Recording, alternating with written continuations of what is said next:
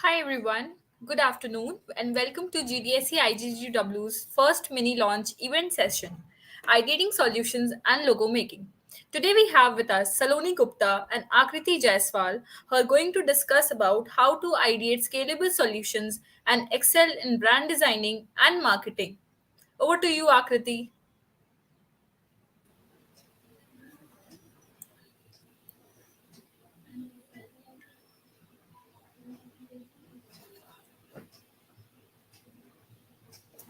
I hope Aakriti can hear me.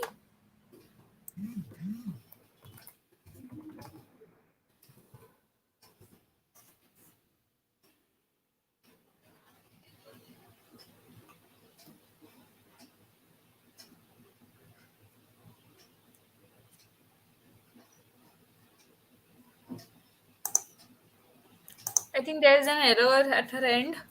Let's wait for a minute so that she can join in. Till then, I think Saloni, you can start. Yeah. Okay. Hello, everyone. I'm Saloni Gupta, a second year CSE AI undergraduate and the outreach head of GDSC IGDTUW. Over time, I have participated in numerous hackathons and ideathons and have been fortunate enough to win several of them. I'm also a Harvard V Amplify scholar, past social media intern at Flerno, and a proud author of two research papers published in IEEE conferences. I've also been an active open source contributor in many open source programs. I've always been passionate about technology, and I'm thrilled to be here today to discuss how to ideate scalable solutions with you all. So let's get started. And yeah, over to you, Akriti, Good before I get afternoon, started. everyone. Good afternoon, everyone.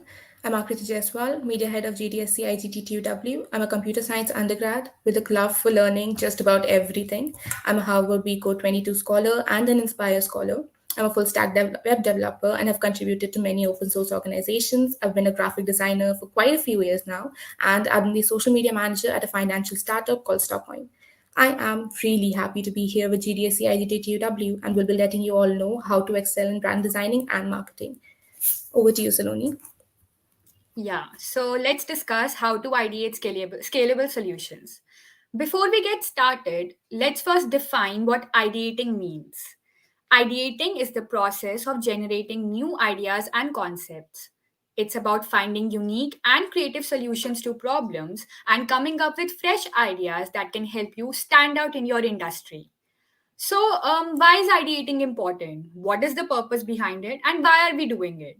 Well, for starters, it can help you differentiate your business from your competitors. It can help you identify new opportunities and markets and ultimately drive innovation and growth. Now that we have understood the importance of ideating, let's talk about how to actually do it. So, first and foremost, it's important to create a safe space for ideation. This means getting aside time and space specifically for brainstorming and idea generation. Make sure everyone involved in the process feels comfortable and encouraged to share their ideas, no matter how wild or unconventional they may seem. Next, it's helpful to have a clear problem statement or goal in mind. This will help focus your ideation session and ensure that you are generating ideas that are relevant to your business or project. Once you have your problem statement or goal, it's time to start ideating. So, there are many different techniques and methods that you can use to generate ideas, but here are a few of them to get you started. Number one, we have brainstorming. This involves generating as many ideas as possible in a short amount of time without filtering or judging them. It's like having a discussion with your friends. You can also use a whiteboard, sticky notes, or a digital tool to capture your ideas. Next, we have mind mapping. This involves visually mapping out your ideas and connecting them to each other in a non linear way. You can use a tool like MindMeister or Coggle to create a digital mind map. Last, we have Scamper. This is a framework that helps you think how you can modify or adapt an existing idea to create something new. Scamper stands for substitute, combine, adapt, modify, put to another use, eliminate, and rearrange. Now, Let's get on how to scale these ideas. So, once you have a list of ideas, it's time to start filtering and evaluating them. This is where you can start to consider factors like feasibility, profitability, and alignment with your business goals. It is very important to remember that the goal of ideation is to generate as many ideas as possible. Don't worry about whether they are good or bad at this stage. Just focus on getting them out there. Finally, it's very important to remember that ideating is an ongoing process. Don't stop at just one ideation session. Continue to generate new ideas and iterate on existing ones as you move forward. Thank you. Over to you, Akriti. Hello all. Now, to focus upon brand designing and marketing, what is brand designing and why do we need to market it? First off, we go forward to the need of a brand. Why do we need a brand? In today's world, where people's attention spans are getting shorter by the minute, the need to make an impression is more important than ever. And the best way to do this is by creating a solid and memorable brand identity, something that gets you across to people. What is the significance of it? When we come on to that, we realize that the significance of a brand really depends on something that is powered into the brand. What is the product you're making? And the significance refers on to that it helps one stand out from the crowd. There are thousands of people and thousands of brands similar to yours. What is different in yours? It leads to opportunity, building and maintaining trust with your audience. And who would know you if not, if you didn't market your product, if you didn't market yourself? How would they know you if not for you? That's why marketing and brand designing is something that is very, very important. Coming on to what is the identity of a brand. Identity of a brand refers to the way it is designed and the way we move on to working of it. What you do, what you are, and what you strive to be. What you do refers to the work you're currently doing, what you are doing right now, what product you're making, how it is working, all of that. And what you are is where you came from, the roots of you, the origin of the product, the designing of the product, and what you strive to be is a vision. You require that for people to know that you're working towards a goal, not just randomly just doing stuff. Coming on to the logo, which is the major purpose of today's session, we realize that the logo is the most important part of any ideation or any product you're building. It is something that just defines your product. And what are the considerations that should be taken while making a logo? Firstly comes the strata and the target audience. What is your target audience? They can be divided into multiple classes. Would be something like if you're working on somebody for the lower class, you'll work in a process that shows them how you are going to uplift them. If you're working towards the middle strata, they're comfortable with the life they're living. So you provide something that makes their life even easier. If you're working towards the upper strata, then you work towards what they find better, what they find luxurious, what makes their life even better than there already is. So the target audience definition is very, very important. Coming on to the words that you're going to include in a logo. For example, a brand like Louis Vuitton does not require the actual words Louis Vuitton mentioned there, and a simple LNB is more than enough. You know the brand. The brand is already present, and you just require the logo because for identification. And if you've ever looked into your fridge, if ever you've looked into your kitchen or your washrooms, the brands that are there, the products that you're using there, those brands you're using on a very day-to-day basis. They have their entire logo, they have their entire text applied there so that you can identify them, so that on the daily usage, you know what those products are. And for that, you realize what those brands are. And then when the next time you go to the market, you buy those same products. So it really depends on how you want to market your product. So you choose the specific words to go for in the logo. Next, coming on to the color scheme. The color scheme is really defined by what the product is. If the product is defined something related to the environment, you're going to use earthy tones, greens, browns. If it's something related to empowerment, you're going to use bright colors, blues and oranges. If it's something related to another part of the environment, towards the water elements, towards something calm and peaceful, you'll use the blues and the pinks.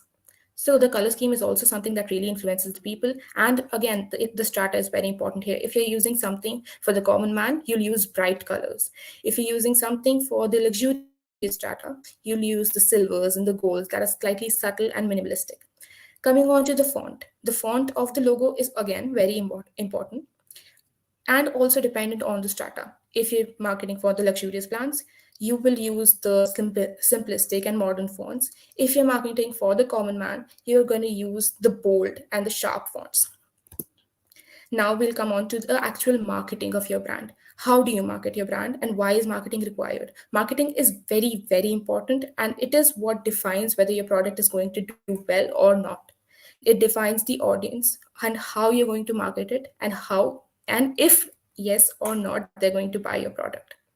How do you do it? Is firstly by defining the audience and then you cater to them accordingly. As I mentioned previously, the strata is very, very important, and that is how you realize whether the product is going to be sold or not. And you have to create a positive focus on your product. Sometimes the product is not great in and of itself, it's not very positive in and of itself, but you have to focus on the positive aspects. For example, if any of you has ever seen the tobacco ads, that is something that is injurious to health. Is that what they're focusing on? No, of course not.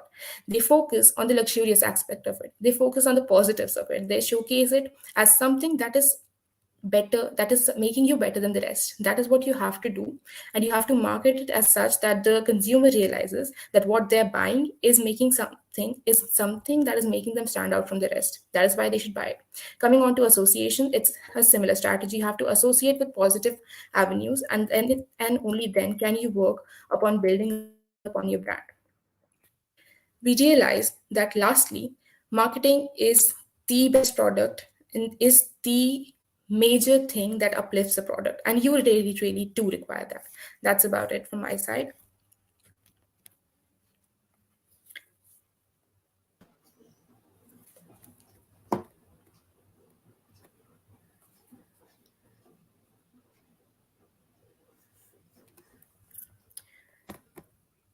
Thank you so much everybody for joining. We've really enjoyed this session.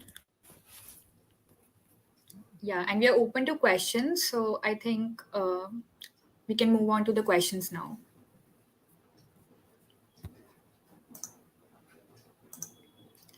Okay, so The first Dhani question is being how to asking. win ideathons. Right. Okay. So I believe that the fundamental thing in winning anything, not particularly ideathons, is to have a strong teamwork.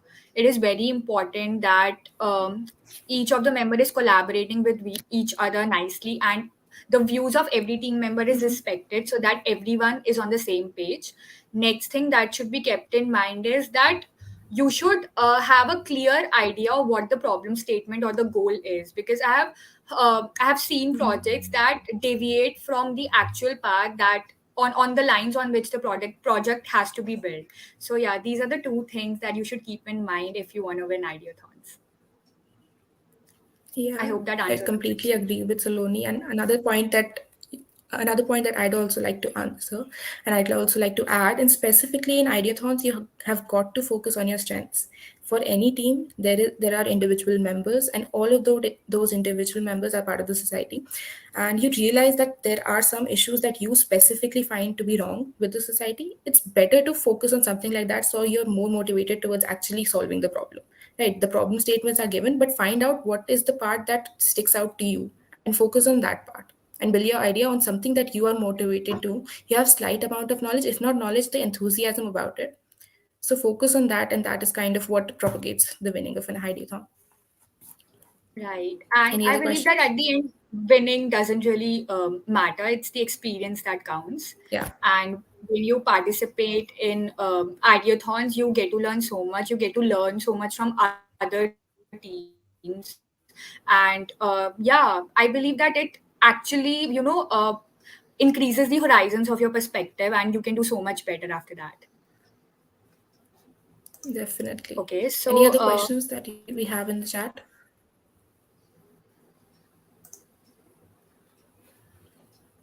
okay, so I believe that we could open That's up the about it. forms for submission now. Yeah. Mm-hmm. Right. So, as we mentioned that we are launching this was the mini launch event that we have, and we would be having the ideating and the logo making.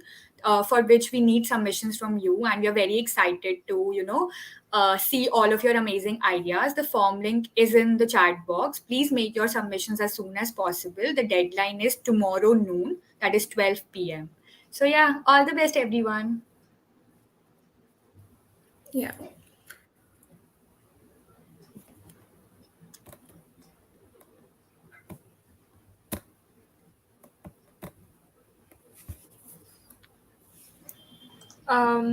I'll send the form link in the chat, and you can put in your submissions there.